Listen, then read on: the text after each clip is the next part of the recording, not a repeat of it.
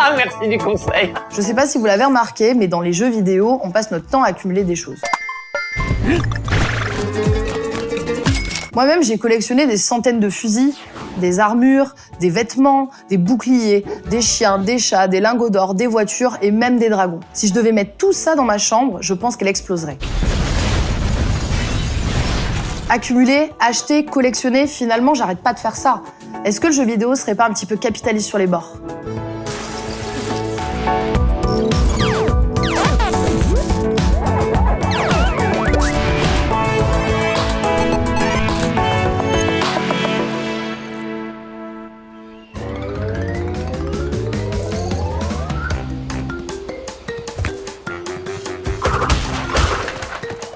On est sur Crash Bandicoot, mais c'est le remastering qui est sorti l'année dernière, qui est tiré à la base du jeu qui est sorti en 1996. Dans Crash, on s'aperçoit quand même très vite qu'on va devoir accumuler, en fait. Là, en l'occurrence, c'est des pommes.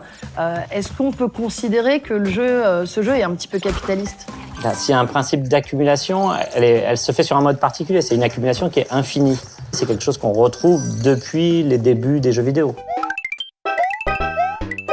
C'est une mécanique qui est celle de l'arcade, c'est celle de Pac-Man, on accumule pour obtenir le high score. Ouais, donc là, on peut parler quand même de capitalisme dans le jeu vidéo. C'est ça qui est amusant, c'est que si celui-là l'est capitaliste, à ce moment-là, on peut dire à peu près que tous les jeux vidéo le sont. Jeux de gestion, on accumule. Jeux d'arcade, on accumule. Jeux de rôle, on accumule. C'est plutôt... il faudrait aller chercher loin des exceptions. Il y a forcément des propriétés de l'objet technique et de la manière dont il est utilisé qui passent dans les jeux. Enfin, l'ordinateur, c'est pas rien, quoi. C'est la machine de l'ordre bureaucratique par excellence. C'est la machine par laquelle on fait les bilans et les comptes. Donc, on joue là-dessus. C'est le cœur du truc. C'est pas neutre de jouer avec un ordinateur. Ah ben là, non, mais c'est la reine des pommes. Là, je suis en face de... je suis la reine des Queen. Apple Queen. Et puis t'en laisseras pas une, là, c'est ça. Il faut vraiment pas gâcher, quoi. Et là, je reste des vies aussi. Hop, voilà. Ouais. Est-ce que tu peux me rappeler, justement, c'est quoi les principes fondamentaux du capitalisme ? Il y en a plein de définitions. T'as celle de Marx qui va dire c'est le régime de la marchandise. On produit des marchandises pour un marché. Et là, il y a peut-être une définition particulière qui marche très bien pour comprendre ce qui se passe dans la tête des joueurs.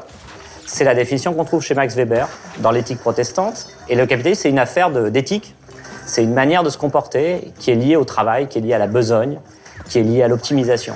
Donc, accumuler des pommes à l'infini, c'est quelque chose qui ressemble à l'éthique du travail telle qu'elle est chez Weber.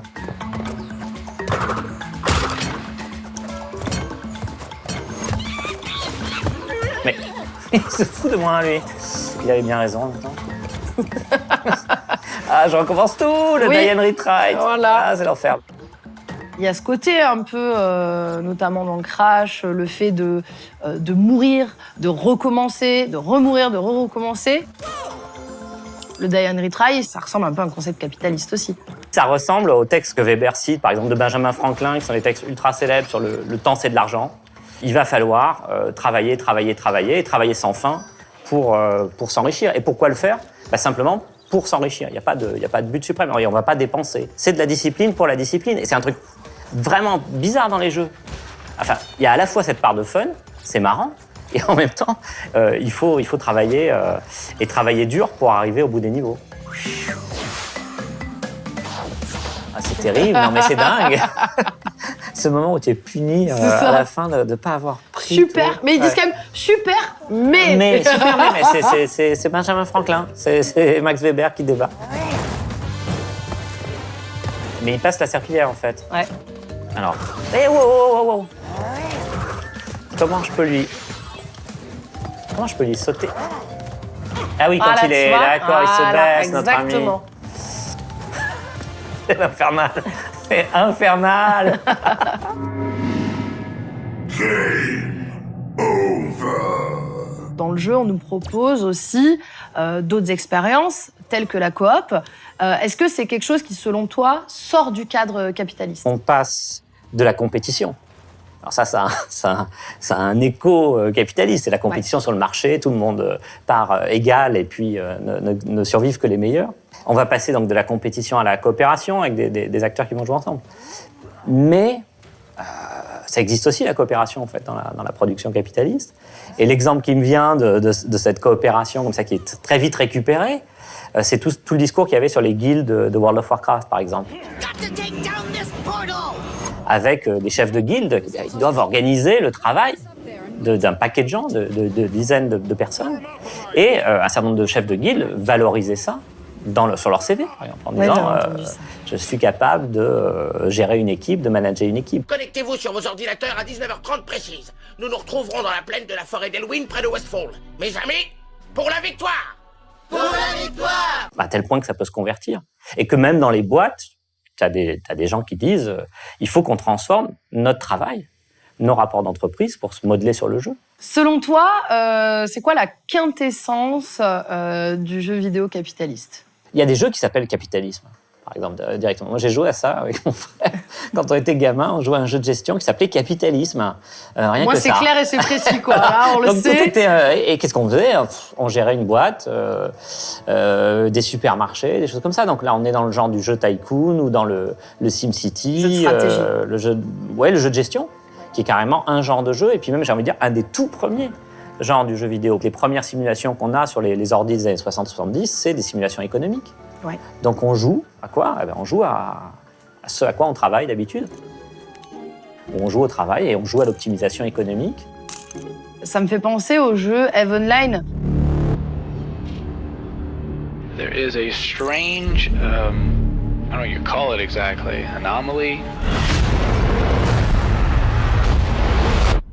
EVE Online en est dans le modèle du jeu massivement multijouable, sans doute l'un des plus radicaux, avec une base économique qui est quand même fondée sur le commerce. La première chose qu'on fait, c'est récupérer des ressources, les vendre et s'organiser en guilde pour être capable d'exploiter les ressources commerciales. Ouais. C'est clair que EVE, c'est un jeu qui a une idéologie libertarienne.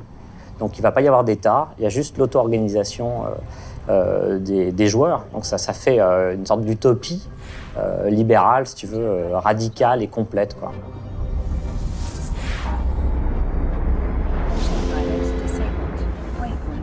Recréer une économie. Moi, ça me fait penser à Second Life. Second Life et EVE Online, c'est des jeux que je trouve proches. Second Life, je crois, a commencé vraiment avec une spéculation immobilière, c'est-à-dire les îles qui étaient à vendre, qu'on achetait à l'intérieur du jeu, qu'on valorisait et qu'on pouvait revendre à des sociétés, puisque un certain nombre d'entreprises sont allées à l'intérieur du jeu. Donc ça, c'était la colonisation la plus complète d'un espace de jeu par l'espace marchand. Et les vraies entreprises ouvraient des boutiques à l'intérieur du jeu.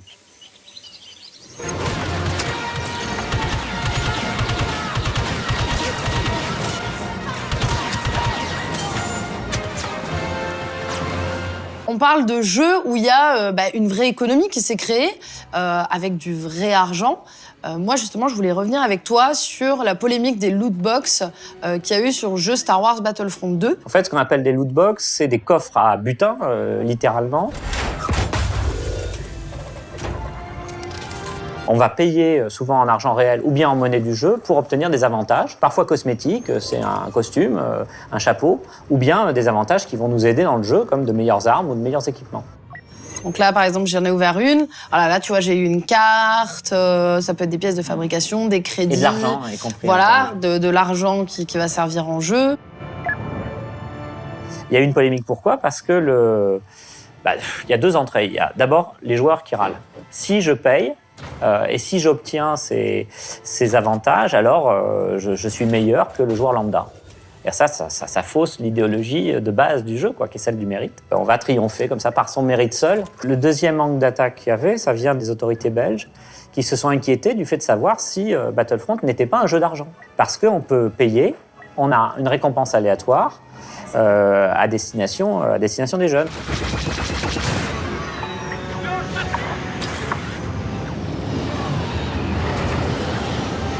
Bon travail. Chasseurs et Red Wing ont largué toutes leurs bombes. Mais oui, moi je fais. C'est pas grave, tu as quand même fait des points. Regarde, tu as gagné des points de bataille, tu vas pouvoir aller chercher une loot box après. Encore une récompense, voilà, c'est ça. C'est que même le plus débutant des débutants est récompensé alors que j'ai fait de la daube.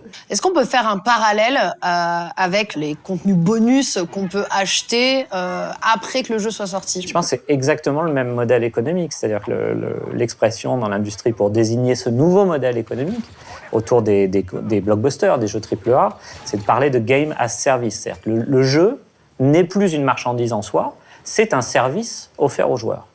Et donc les DLC, ce sont des contenus téléchargeables qu'on va rajouter au jeu en payant et qui font qu'on n'achète plus le jeu complet au point de départ. On n'achète plus une œuvre, on achète un service payant et en continuant à payer, le jeu va avoir comme ça une durée de vie étendue. Fait des trucs très jolis avec son petit machin. Hyper stylés. Oula, qu'est-ce que j'ai fait C'est là, vraiment toi hyper stylé, je trouve, les C'est mouvements. pas exactement le... Mais il doit y avoir... Le principe, c'est que ça doit se contrôler d'une manière ou d'une autre. Oh, c'est vraiment méchant ce que je fais. Ah, tu Oula, gagnes des qu'est-ce qu'il fait? secondes. Ah oui, je gagne des secondes quand je les tue. Ouais, dans le gameplay. Dans ton livre, tu parles du jeu vidéo comme la marchandise idéale du capitalisme. Ça veut dire quoi? Il existe des marchandises idéales, en fait, pour tout mode de production. Par exemple, dans la marchandise idéale du Fordisme, du capitalisme Fordisme, c'est la voiture produite en série ou le pavillon de banlieue. Le jeu vidéo, c'est la marchandise idéale du capitalisme contemporain parce que le jeu vidéo délivre une expérience, j'ai envie de dire marketing. C'est-à-dire une expérience qui est produite comme une marchandise. Voilà. Du côté des marchandises, c'est tout un mouvement qui est celui de la publicité, qui consiste à transformer les objets en expérience. On te vend la paire de baskets, non pas comme une paire de baskets, comme un objet utilitaire, mais comme une expérience, comme une forme de vie. Ouais. Voilà. Donc c'est la marchandise qui devient expérience. Le jeu vidéo, c'est une expérience marchandise, vendue comme marchandise.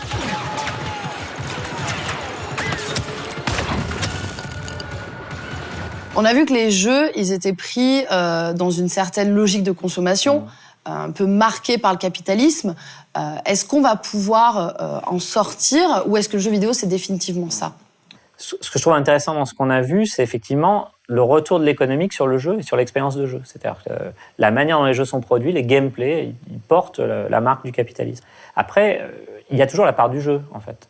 Et la part du détournement, c'est d'abord la part des joueurs qui peuvent détourner les gameplays et produire autre chose à partir de là. Et plus généralement, pour moi, ça touche à une question autour du statut de l'informatique et de l'histoire de l'informatique, qui est à la fois une marchandise et à la fois un immense outil de création et de détournement et de création collaborative. Et là, les jeux n'échappent pas à ce pouvoir-là.